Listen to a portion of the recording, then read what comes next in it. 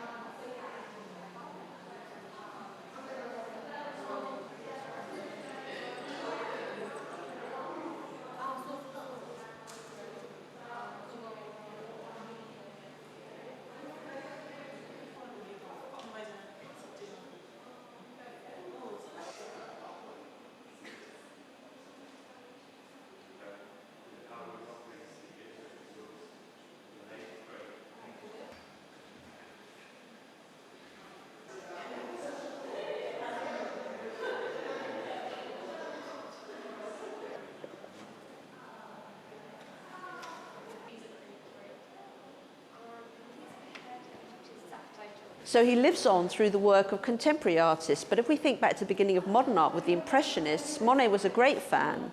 So was Van Gogh. You know, they looked at him because they wanted this sense of movement. Also, don't forget, we're talking about a period of time when the camera had been invented in 1839. We're talking about a period in time when, towards the end of Impressionism, the cinema, early movies and film was being created. So people wanted an experience that looked as if it was moving, and that's exactly what the wave does. You feel as though you are there about to get drowned.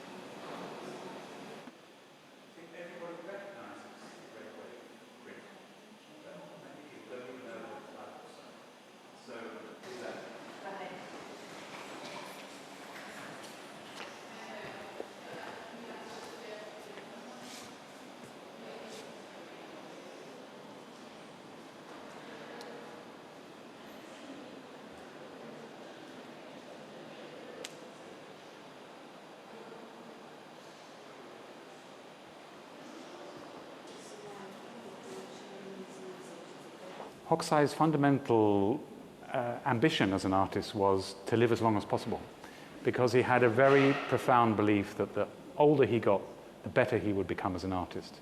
And we, with this exhibition, kind of agree with him.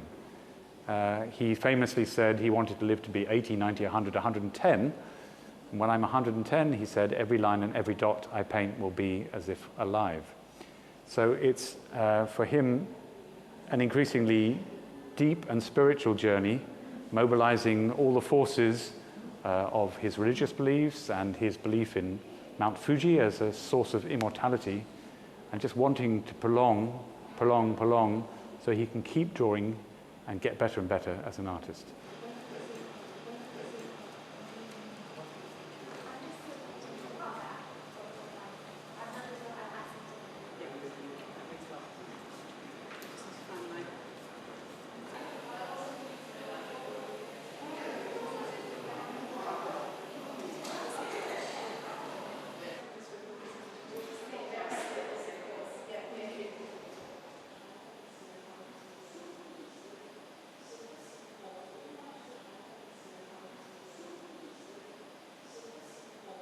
So when he worked with his pictorial references, he used to like to walk and wander. So he'd be, sat at the bottom of Mount Fuji.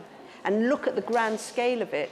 And he would work in a variety of medium, be it woodblock cuts, where he would work with wooden blocks and chisels and chisel out, you know, it's real hardy work. And then when he did his paintings, he would work almost like a calligraphy artist, and the flick of his wrist and how much ink he loaded onto his brush and how he dragged his brush. You know, he was in total control all the time.